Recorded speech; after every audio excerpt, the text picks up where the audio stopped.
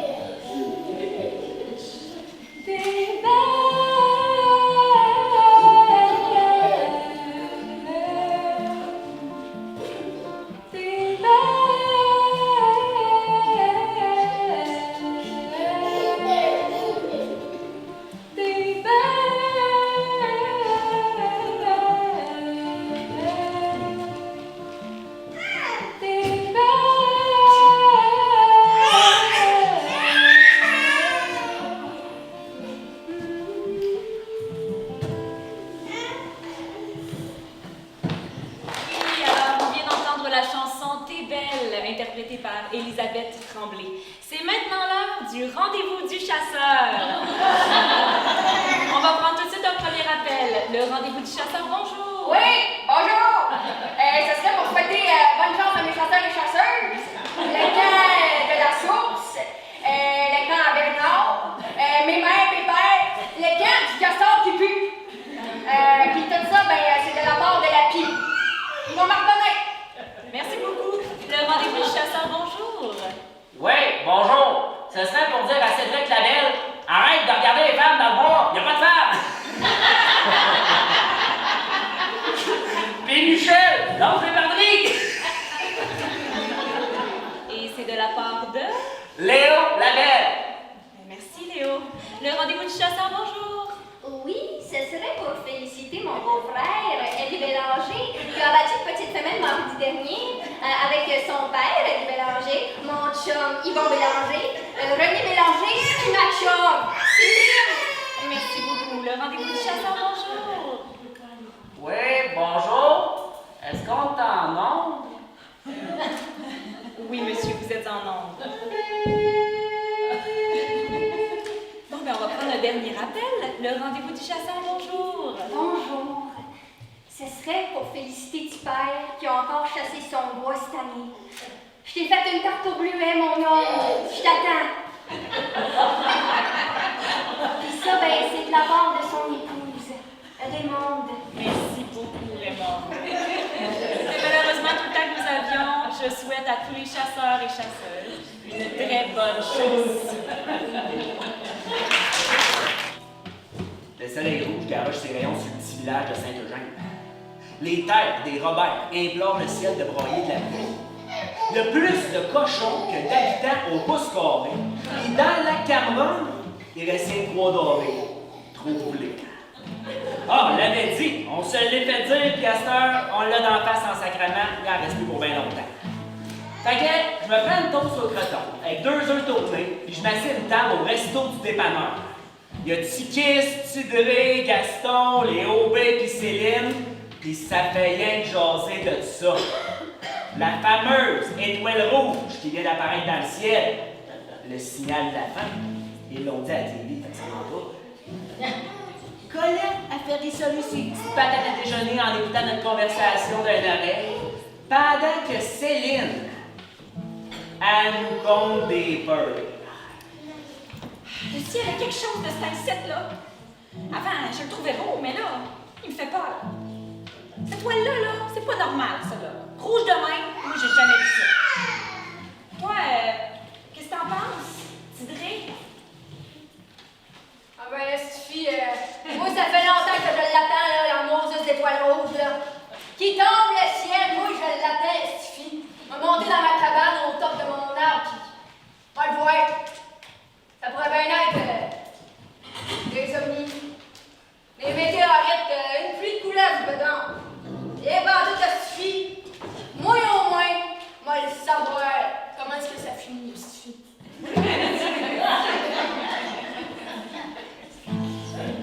Les frères Aubé regardent Tidré mettre la jam aux fraises sur son restant de pain blanc. On le respecte dans le village, hein? C'est comme s'ils savaient de quoi que le monde ne savent pas. Pis toi, Fern, as-tu peur? Peur. Vite de même, ça me crisse pas la chienne, mais plus qu'on en parle, je peux pas dire que je suis sécure. Je l'ai vue, l'étoile, hier. Elle était belle en maudit. Elle est placée entre la petite ours et la grande ours, puis elle éclaire tout le champ en face de chez nous. Mais c'est vrai que depuis qu'elle est apparue, le ciel n'est pas pareil le jour, là. Un genre de rouge qui rappelle l'enfer. Un genre de ciel qui menace de tomber sur le Témiscamingue au grand complet.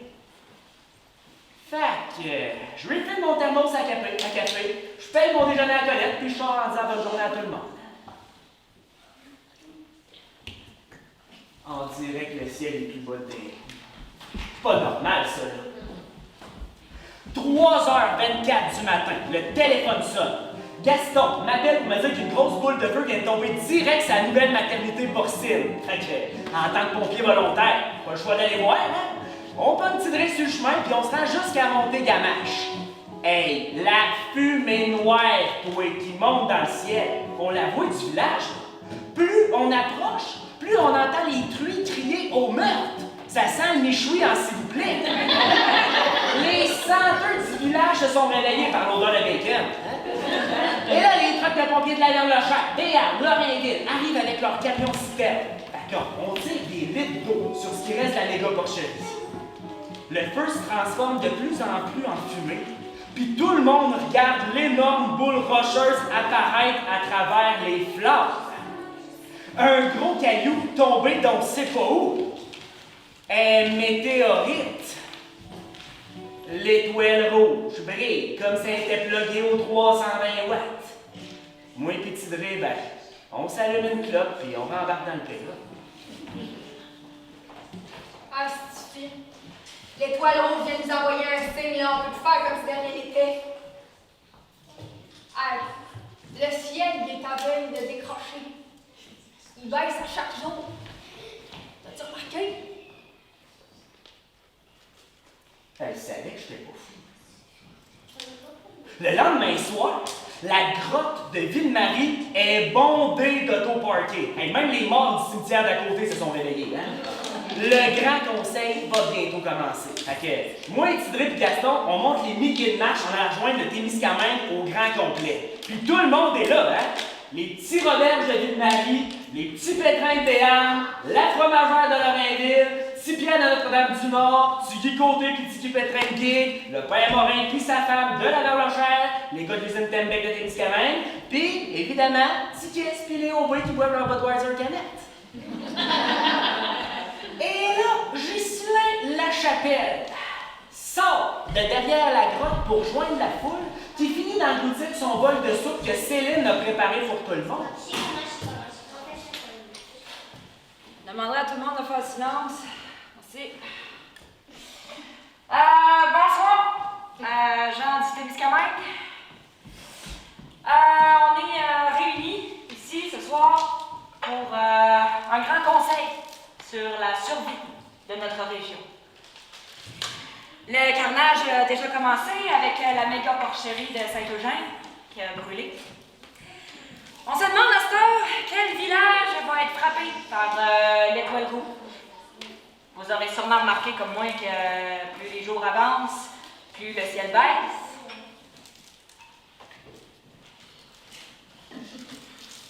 J'invite donc quiconque a une idée pour sauver notre humanité à venir prendre la parole. Merci.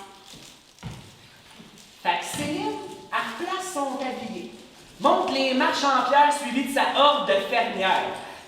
Les femmes ont de quoi nous dire. Bonjour. Bonjour. Le ciel est en colère. C'est assez clair. Il s'est attaqué à nos cochons. C'est peut-être un signe. On en a parlé aujourd'hui, la gang de fermières puis moi, en faisant de la popote. Et on propose la libération des cochons dans les porcheries de Béarn, Lorrainville et Fugerville. On doit libérer les mères prisonnières. On veut pas d'un autre feu de méga porcherie qui tue d'autrui. En espérant que le ciel entende notre volonté. Merci. Fait que les femmes retournent à leur chaudron. Le père, Morin, il se lève en beau calvaire, monte les marches en passant proche d'en manquer une, puis il pogne le numéro. Ah, m'excuse les femmes, là, mais celle-là est forte à tabarnak. Libérez les cochons. Ah, pas de maudit allure. Moi, j'invite tous les chasseurs à charger leurs 410 et carabines de tout ça.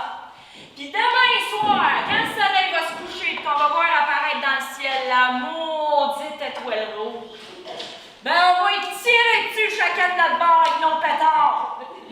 Et toi? Bonsoir. Fait que le père Morin retourne joindre sa gang qui là, c'est pas les mains.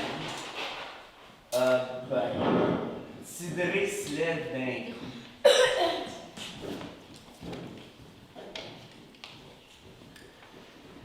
Écoutez bien ce que j'ai à vous dire parce que je ne me répéterai pas deux fois. Bon, je vous pose la question. Qu'est-ce qu'on peut bien faire?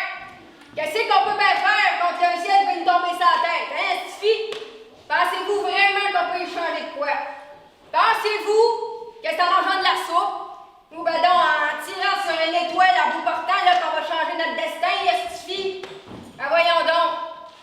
nous autres. C'est plus fort que nous autres. Puis c'est de même que ça va se passer, esti. Là, je vous vois toutes avec vos mêmes Moses de face de peur. Arrêtez. Ça sert à rien. Le ciel, il va décrocher pareil. Puis si je me fie à sa hauteur, c'est demain notre dernière heure. Fait que... Moi, je vous dis, pourquoi vous en profitez pas pour faire un gros party et regarder le plus beau spectacle de la Voie lactée? Le parc Copélican vous attend, là. Amenez vos enfants, vos petits-enfants. Libérez les pochons si vous voulez, là. Mais réunissez-vous pour voir la fin arriver. Moi, je vous le dis tout de suite, je serai pas là. Mais je vous souhaite d'assister au plus beau spectacle que le Témiscamingue aura jamais connu. Prendre une bière à ma santé. Bonsoir. Smail la Chapelle vient conclure l'assemblée.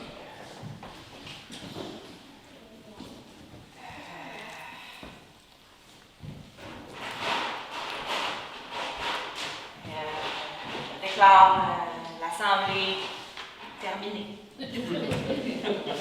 Bonsoir. Les dernières paroles de Tidré résonnent encore dans le cœur des Témiscamingues. On le sait tous que, dans le fond, il a raison. Il n'y en a pas de solution. Ben, le lendemain, Colette est restée couchée. Ça ne tentait pas de faire de déjeuner à matin. Tikis, lui, il a sorti son bicycle à pédale puis il se promène de long en large du village. Gaston, il retournait à la pêche sur le lac Cameron en quête des 3 derniers dorés. Puis Céline est assise sur sa galerie et elle observe ses colibris. Il n'y a plus de peur, il n'y a plus d'excitation, il y a juste le moment. Celui qui est présent pour l'instant.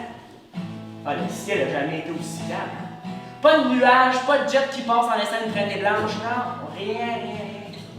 Il dort encore. Watch out quand il va se réveiller. Ben, je peux-tu vous dire qu'il n'y a jamais eu autant de trafic ça 101 entre Laniel et Témiscamingue ce soir. Le parc au Pélican nous attend pour vivre un grand moment, hein? Fait que là, la famille Pétrin arrive avec sa vanette et ses enfants courent autour des grands pains blancs. Les gars de cuisine Tembès sont achetés une caisse de 24 au dépanneur de tennis. Puis Karine, elle va pas garder sa petite ce soir. Non, elle a promis le plus gros feu d'artifice de sa vie. Puis la belle Céline est assise sur un rondin de bois, sa grosse marmite de soupe aux légumes devant elle. Salut les hommes! Hey, je vous l'avais dit à peu près ta soupe pour les fins et les fous. Aujourd'hui, ma gang de fermières et moi, on a fait 364 puddings chômeurs. Petit dessert, hein, s'il vous plaît.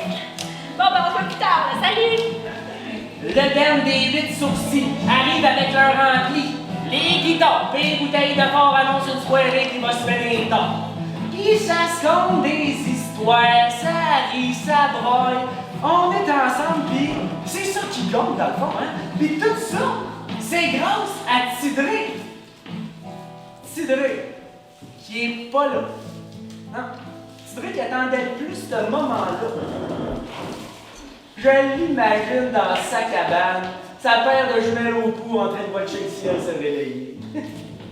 Il va se manquer, l'estifant. Et puis tout à coup, à travers le bois, il y a comme une grosse tache rose qui sort de nulle part. Puis une autre, puis une autre, puis une autre, puis une autre, puis il y en a partout sur la pointe du parc au Pélican.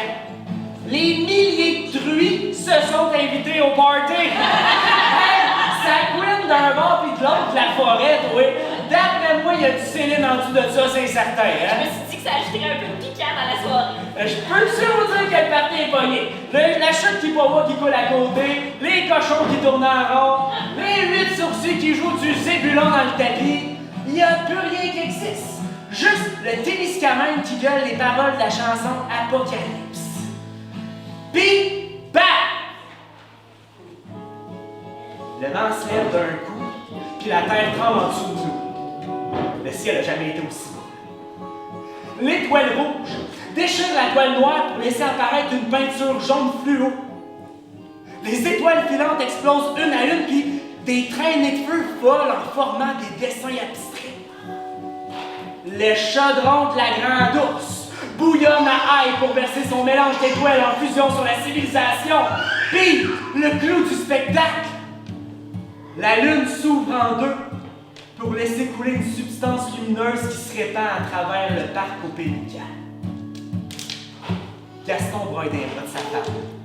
Les gars de cuisine Tembec trinquent à Monsonnex, puis Karine et sa petite regardent la fin du plus grand spectacle de l'histoire. On se serre dans nos bras. On se lâche pas. On est les Gaulois du tennis. On est les survivants. Ceux que vous verrez certainement dans le prochain monde qui nous attend. Ah ben, l'hostifie, c'est là que ça se passe. C'est à soir qu'on passe à l'autre soir. Vous l'avez dit que je manquerais pas ce spectacle-là, mes hostifies! Aïe, première rang, je regarde pas de ça. Ah ben, je l'avais pas vu venir celle-là. La lune vient de s'ouvrir en deux. Hostifie. C'est la plus belle peinture signée l'univers. Je vous souhaite un beau spectacle, mes hostifies!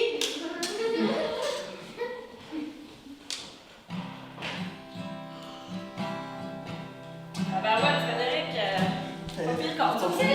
C'était quand même... Hey, moi, j'ai envie de vous raconter quelque chose dans une autre atmosphère. Quelque chose qui m'est arrivé il n'y a pas longtemps, cet été en fait. C'est un peu particulier. En fait, est-ce qu'il y a des amateurs de vélo ici? Ah oui? Est-ce que vous êtes déjà allé faire la piste cyclable à Rouyn-Noranda? Non? En tout cas, je vous le déconseille d'y aller ces temps-ci. Parce que moi j'y vais souvent, parce que moi, je viens de Rouyn-Noranda, puis je pars tout le temps de la même place, dans le coin de la maison du Milon. Puis tu as le choix d'aller d'un bord ou de l'autre, puis moi, je vais tout le temps en direction de la promenade Agnès du Milon. On dirait que de ce bord-là, la piste cyclable te prend comme par la main.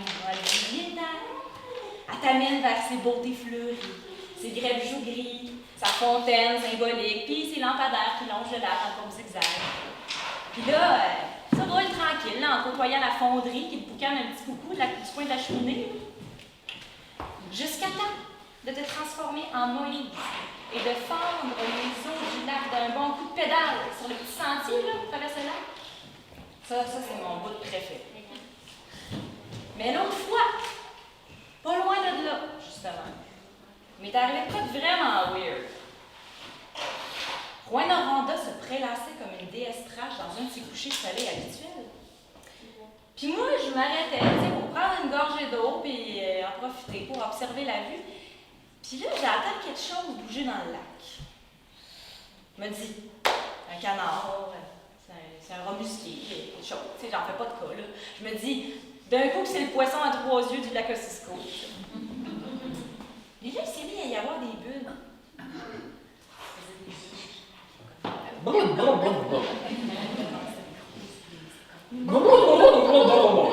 C'est des gros bouillons, c'est vraiment intense.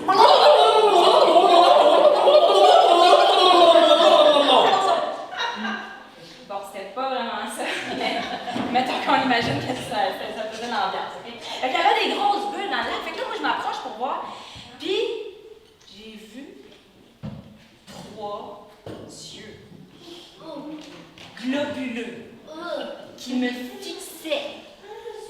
Puis là, j'ai vu une tentacule pleine d'écailles et de pics frapper le lac comme un castor fâché. J'ai vu des cheveux en algues qui se laissaient aller de tous les côtés. J'ai vu des bras visqueux, griffus, crochus, pointus s'approcher de mon vélo puis le manger. Ben voyons Ouais, pas! Je vous jure que c'est vrai. Oui, ça m'est arrivé cet été pendant qu'on faisait. Oui. Me croyez-vous? Non. À moitié, à moitié. À moitié! Quelqu'un qui me croit à moitié. Quelle partie tu me crois? En tout cas, moi je vous dis ce que j'ai vu, hein? Fait que, tu sais, ce sera pas la première fois qu'on va entendre des histoires couchées dehors à propos du lac Ossisco, là. Avec la quantité de déchets de mine qui dorment dans son ventre, on sait pas ce qui se passe là-dedans. Il y en a peut-être plusieurs, hein? Faites bien ce que vous voulez avec mon histoire, mais moi je fais juste vous dire, faites attention à vos bêtes.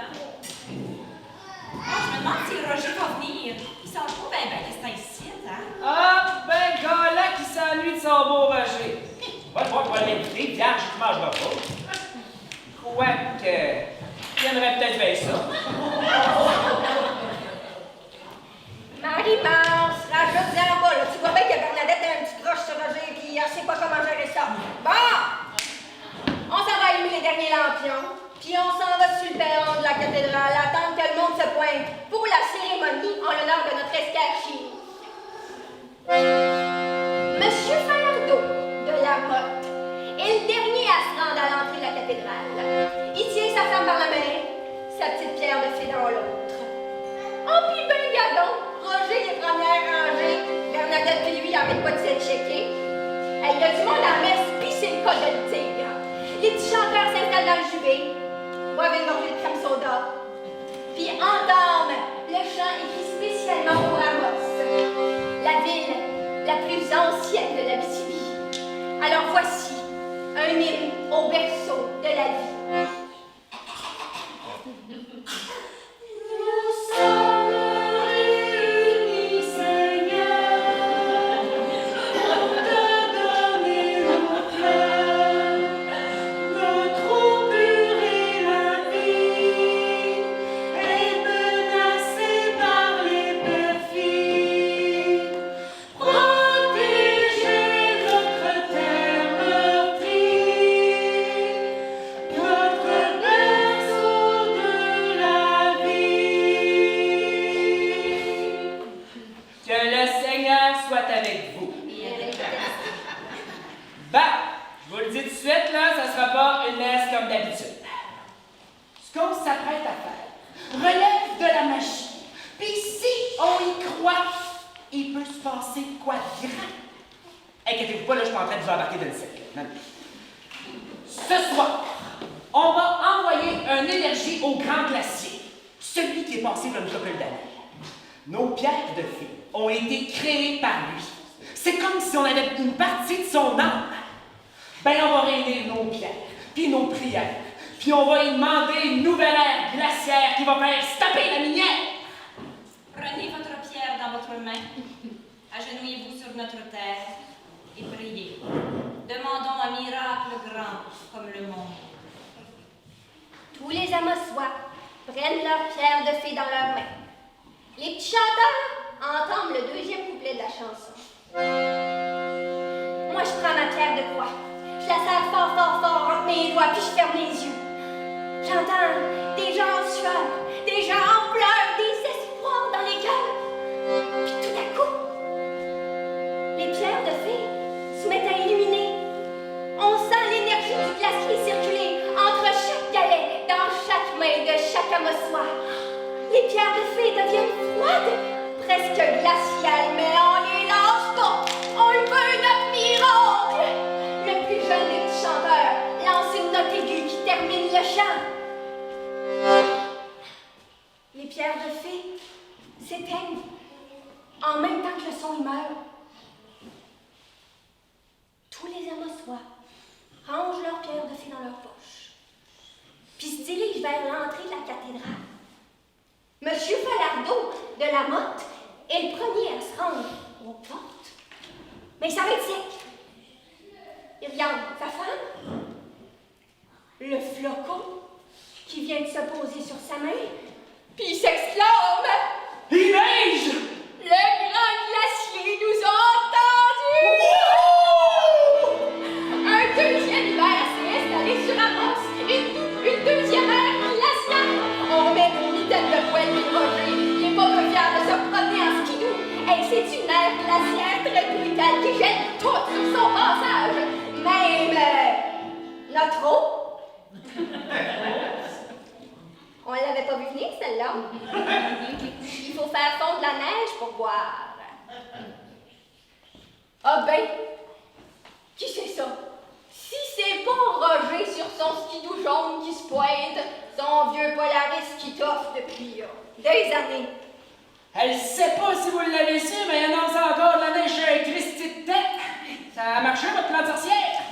J'espère que vous avez mis des combines dans ce beau stand parce que vous me dites une affaire, il n'y aura pas d'été cette année. Et puis en passant, la minière, elle est gelée bien dure, hein? Plus moyen de planter aucun marteau-piqueur dans le sol, c'est gelé bien. Ah ben c'est une bonne nouvelle, ça. Hey, puis avez-vous remarqué que ça éclaire en 5, s'il vous plaît, dans le fin fond du bois là-bas? T'es pas l'armable, ça me semble. Je peux pas croire que c'est un party de Lucia. Fait qu'on s'est approché du vitrail, puis on a aperçu au loin une lumière blanche bleutée, là, au fin fond du bien profond du fond du bois, en s'en allant vers la motte. C'est vrai que c'était pas là avant. Qu'est-ce que c'est, ça, tu penses, Roger? Penses-tu que c'est des extraterrestres qui sont venus s'installer dans monde. Ben, j'aurais mon maudit voyage si c'était ça, mais écoute, tout est possible, hein? Mais allez voir avec mon Polaris que c'est ça, cette lumière-là, puis m'a revenez vous dire qu'est-ce qu'il y a. Non, fais attention à toi, là. J'ai pas envie que tu te fasses kidnapper par des ovnis. Inquiète-toi pas, ma Bernadette, je reviens dans pas long. Ben, je t'adonne, là, puis si je reviens jamais, ben tu m'auras avec toi pour le restant de ta vie. Fait que là, Roger, il a donné sa petite pierre de fée toute grise, toute policière. Il est sorti dehors, il a craqué son Polaris, puis il a filé dans un moins 40 glacial. On a attendu toute la journée qu'ils viennent nous rassurer sur l'étrange lumière bleutée, là, mais on avait beau regarder par le vitrail, il était pas là, il revenait pas. Le temps passait, puis t'as coup. L'horloge sonnait 8 coups, puis il faisait noir comme chez nous, puis il n'y avait aucune trace de notre Roger. Saint-Antoine de Padoue a retrouvé les... Bon, là, ça va faire, faut aller voir. Es-tu folle, toi? J'ai pas envie qu'on se fasse kidnapper par des petits bonhommes verts, nous autres avec. Pauvre Roger, priez pour lui, Seigneur. Ben, écoute, Bernadette, si c'est ça qui arrive, c'est parce que c'était notre heure. Moi, je le vois de nous. On va pogner mon article 4, là, et on va aller chercher ton Roger. Ben, ah ouais, là, c'est pas avec ta pierre de feu que tu vas te faire du fun dans toute la couverte, hein?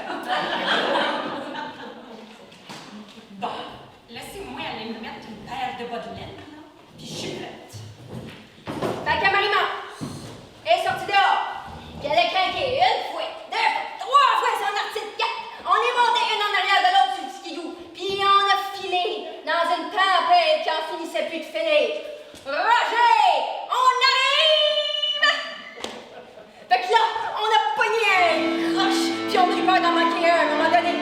On a vu des traces de skidoo dans la neige, peut-être celle de Roger.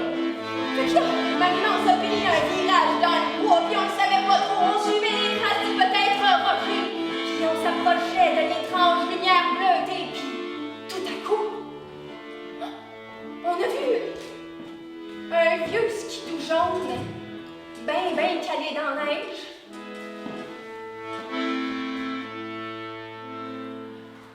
Roger? Puis Roger était là. Il regardait le plus beau spectacle lumineux qui arrive en 2e place après les aurores boréales. Une chute, comme figée dans le temps. L'eau ruisselle à travers les gouttelettes qui ont comme pas fini leur descente. Des milliers de pierres de fées phosphorescentes sont incrustées dans la glace. La nouvelle ère glaciaire nous a fait le plus beau cadeau qu'Amos a jamais connu. Une chute d'eau magique où l'eau nous appartient pour toujours. On a enlevé nos casques de skidoo, puis on s'est approché de Roger. C'est-tu pas beau, Guinguin? Oh oui. Fait que là, Bernadette, elle nous a regardés, elle nous a dit qu'elle reviendrait pas tard, puis elle est restée avec son beau Roger. Marie-Man a failli faire une joke, mais elle s'est retenue pour une fois. Là. Le moment, il était trop beau. Puis le lendemain, Bernadette nous a conté qu'elle aurait gardé la pierre de fée de Roger, puis qu'elle y aurait donné à Ciel. C'est pas si cute, mais c'est pas tout. Ça a l'air qu'il aurait trouvé une petite roche pointue, puis qu'il serait allé écrire R plus B égale cœur à côté de la chute, puis qu'il se serait même donné un bec. Oh! Fait qu'on est retourné à nos affaires. Puis, en pensant à ça, la nouvelle ère glaciaire nous a révélé le plus grand des mystères. La chute lumière, le bébé de l'escale jamais découvert. En tout cas, je peux vous dire que le beau temps n'est pas revenu, mais que la mine non plus. C'était un bien beau moment. Bon, moi, je vais retourner à mes affaires. Là. Mais si jamais que vous cherchez une pierre de fée, vous savez où la trouver. L'escale vous en a gardé une. Je suis pas mal certaine de ça.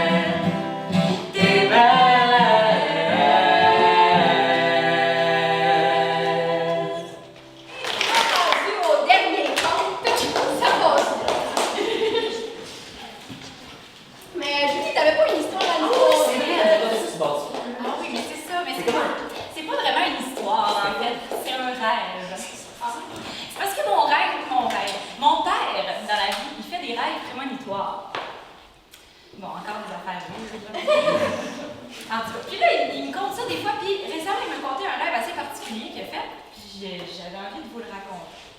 Fait que, transposons-nous dans la tête de mon père pendant qu'il dort.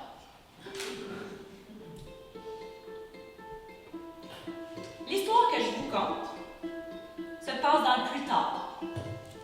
Mais dans le rêve de mon père, il n'est pas si tard que ça. L'histoire que je vous conte se passe ici, chez nous, dans notre région. Mais dans le rêve de mon père, c'est plus si tant chez nous que ça. L'histoire que je vous conte se passe dans un monde où on a tellement exploité tout ce qu'il y avait à exploiter qu'il ne reste plus grand-chose de pas transformé par l'homme. L'histoire que je vous conte se passe à Malartic, ou plutôt à Ossisco, la mine. Parce que dans le rêve de mon père, la mine à ciel ouvert, elle s'est tellement ouverte au ciel au fil du temps qu'il ne restait plus assez de place pour loger le monde autour. Fait que ce qu'ils ont fait, c'est qu'ils ont creusé des trous dans le trou, puis ils ont mis le monde dedans. Tu sais, là où il y avait de l'or avant, ben, à ce temps, il y a des condos.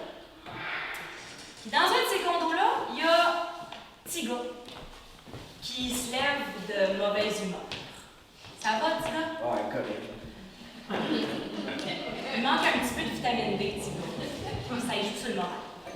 Mais il se lève, il allume sa lampe solaire, il se regarde dans le miroir, puis il pousse un long soupir. Parce qu'un matin, petit gars, il est tanné d'un peu tout. Hier soir à la radio, ils ont dit qu'elle allait encore agrandir la ville. Ça veut dire qu'il va y avoir des explosions à tout bout de champ, qu'on va être obligé de mettre nos masques puis nos casques pour pouvoir se protéger de la poussière, qu'on va être pognés chez nous une couple de jours par mesure préventive. Fuck that, moi je m'en vais d'ici, hein? Il n'est pas question que je reste pogné dans ma chambre toute la journée. Petit gars, il sort de ses gonds, puis de son appartement. Moi, je m'en vais voir mamie. La seule qui le comprend. Fait que j'onge le corridor de Lewis, discrètement, pour pas qu'on me voie. Les systèmes de purification d'air font le même vacarme que d'habitude. Je descends les marches, passe le dentiste et le Canadian Tire, puis j'arrive au parc. Un grand hall au plafond haut, avec des bancs, du gazon synthétique, des bruits d'oiseaux enregistrés, puis un plafond peinturé bleu avec des taches blanches. Je sais pas pourquoi, mais j'aime ça, cette place-ci.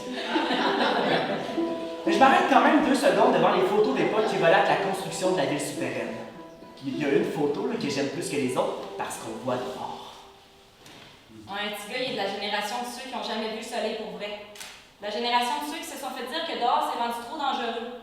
Ceux qui ont tellement la peau pâle, là, tu leur vois le bleu des veines en grandeur de corps. Sur la photo, le sol est couvert de blanc.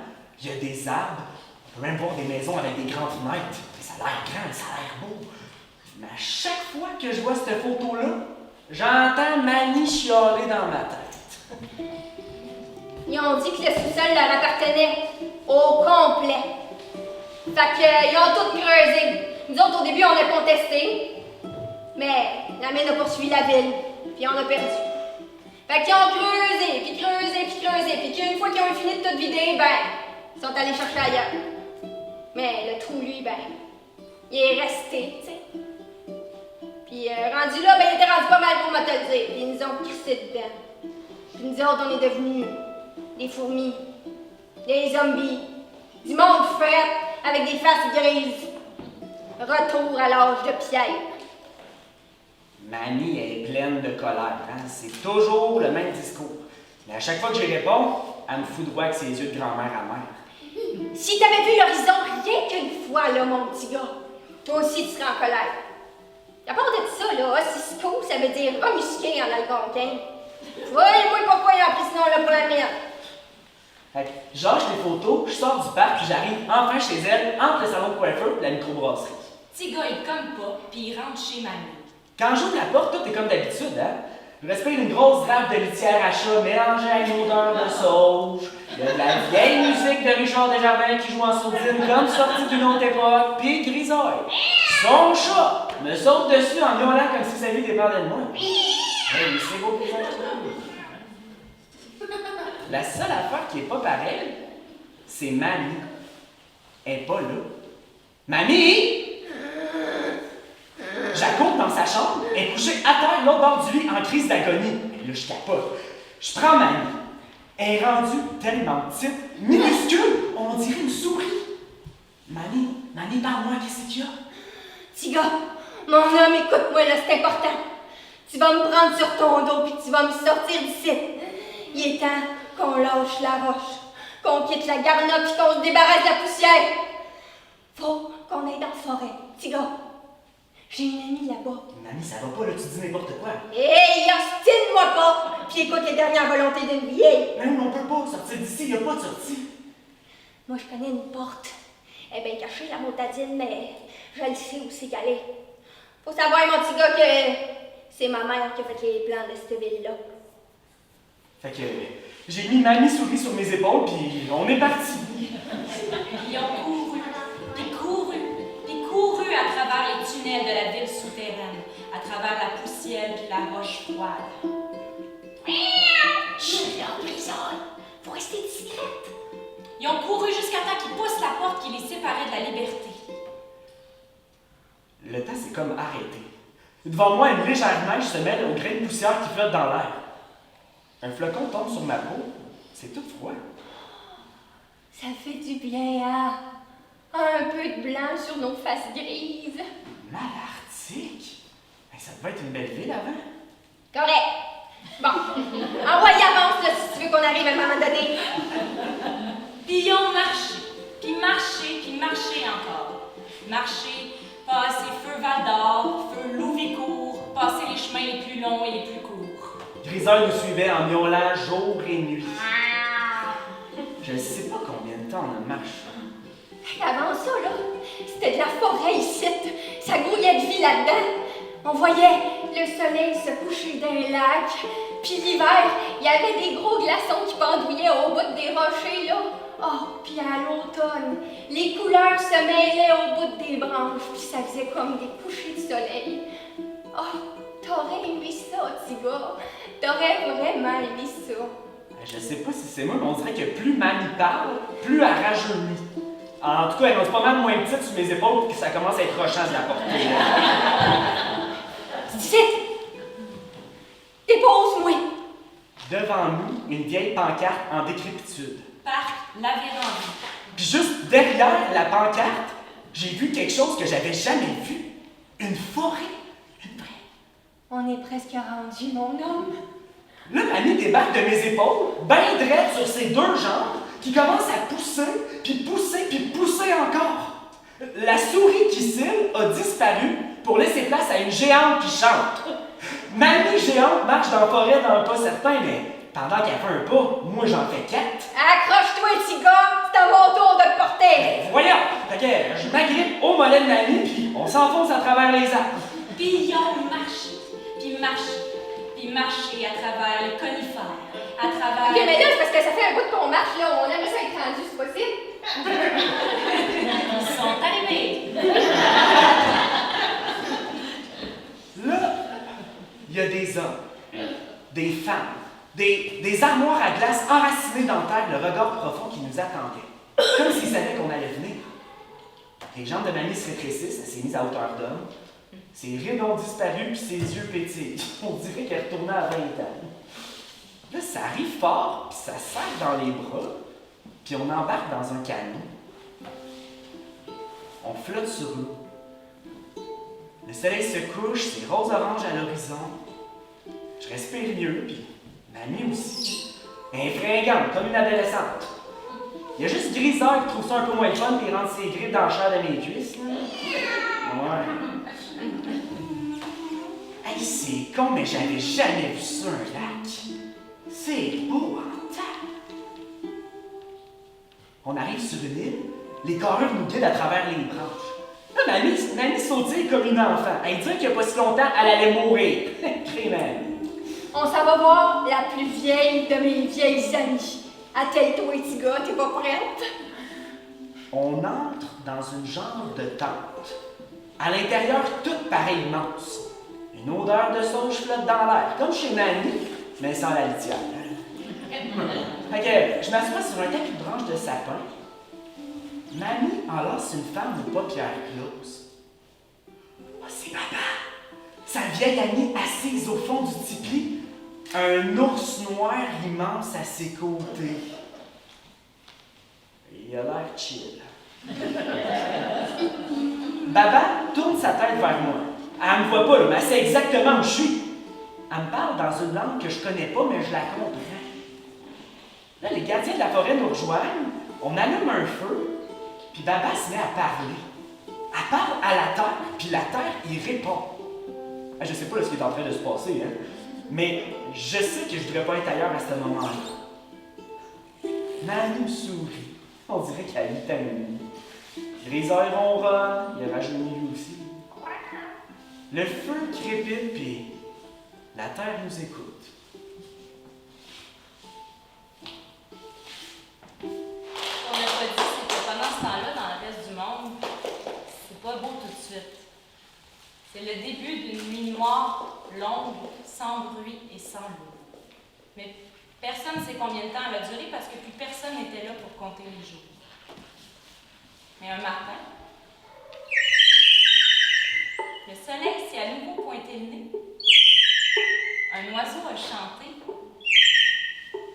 Puis sur le dernier lac de la dernière forêt d'Amérique du Nord, la porte d'un tipi s'est ouverte, laissant sortir un chat, un ours, puis plein d'enfants, comme un souffle d'espoir qui foule la terre de ses pieds nus. Capoté comme rêve, hein? Complètement capoté. Hey, une petite dernière chanson avant de s'en aller, c'est bon? Cette chanson-là, je l'ai écrite après un été vraiment formidable que j'ai passé à Rouyn-Noranda. Je la dédie à Hugo, à Mélissa et à Fernand.